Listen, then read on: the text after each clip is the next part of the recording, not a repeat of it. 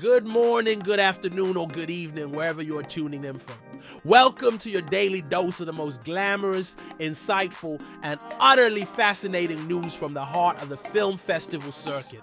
Today, we're whisking you away to the picturesque spa town of Karlovy Vary in the Czech Republic, where Hollywood royalty descended and one star in particular stole the show.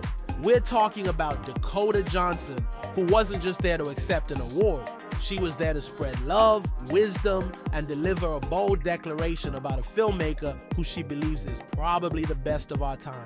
Get ready for a candid look at a star's big moment, her future plans, and her surprising cinematic desires. The 65th edition of the Karlovy Vary International Film Festival, KVOFF, has been in full swing, transforming the charming Czech spa town into a vibrant hub of cinematic celebration. And on a summery and warm evening on day 3 of the festival, the streets of Karlovy Vary were buzzing with an infectious energy.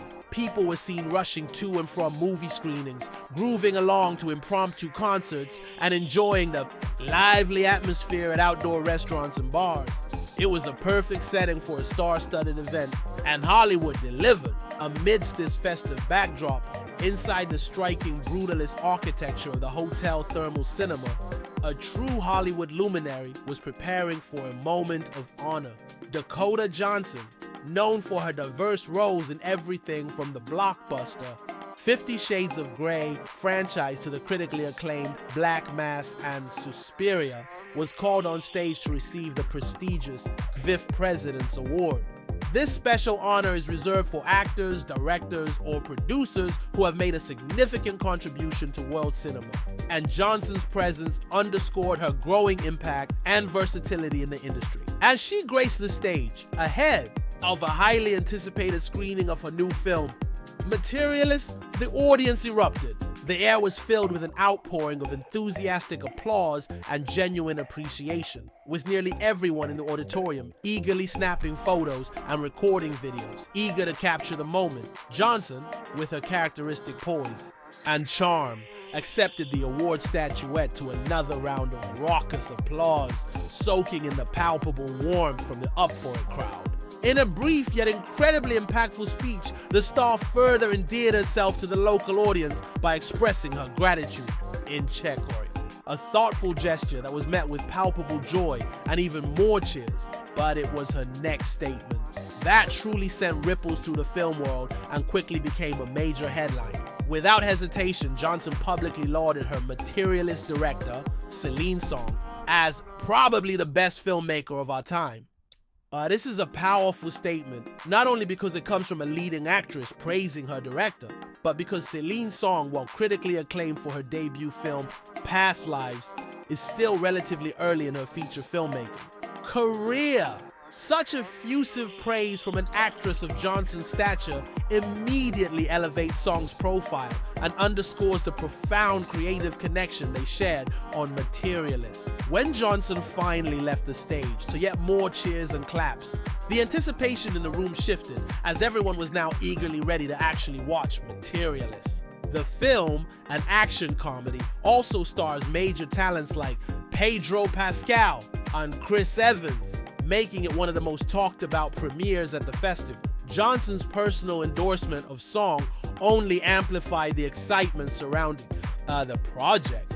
Materialist wasn't the only cinematic gift Dakota Johnson brought to Karlovy Vary. On Saturday evening, just hours after her award ceremony, Johnson also presented the Michelangelo Covino directed romantic comedy, Splitsville. This film holds particular significance for Johnson, as she not only stars in it but also produced it under her own banner, Tea Time Pictures. This production company, launched in 2019 with her producing partner, Ro Donnelly, is a testament to Johnson's evolving role in Hollywood, moving beyond just acting to actively shaping the stories that get told. Speaking about Splitsville and her ambitions as a producer, Johnson expressed a clear vision for the types of films she wants to champion.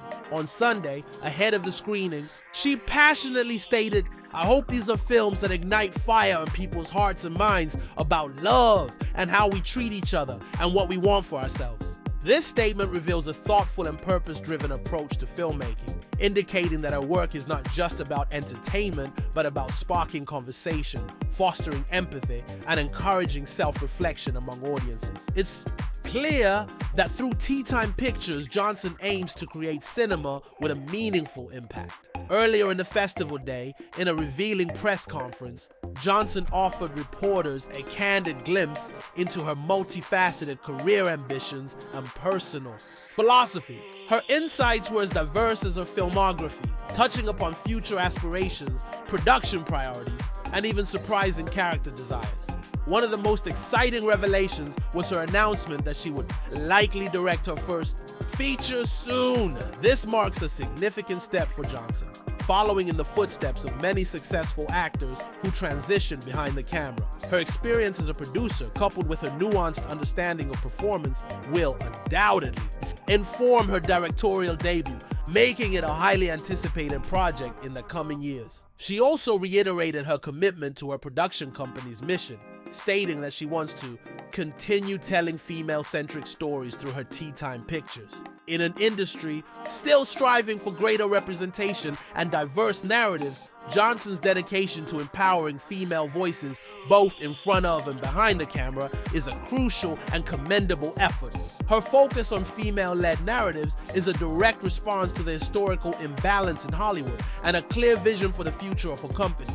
Johnson then touched upon the critical issue of on-set environments, expressing her desire to avoid toxic sets. This statement, unfortunately, resonates deeply within an industry that has for too long been plagued by reports of difficult working conditions, abusive behavior, and unhealthy power dynamics. Johnson's public stance on this issue highlights a growing demand for safer, more respectful, and more collaborative workspaces in film production, indicating a conscious effort to foster a positive environment for her future projects. In a refreshing departure from the typical emphasis on financial success, Johnson also shared her unique perspective on how to measure a film's impact. She believes in measuring the success of movies in terms of viewer impact rather than box office. While box office numbers are undeniably important for funding future projects, Johnson's prioritization of a film's cultural resonance and emotional effect on its audience speaks to a deeper artistic integrity. It's a reminder that truly great cinema leaves a lasting impression long after the opening weekend numbers are tallied. And then came the truly surprising confession that sent a ripple of excitement through the press corps.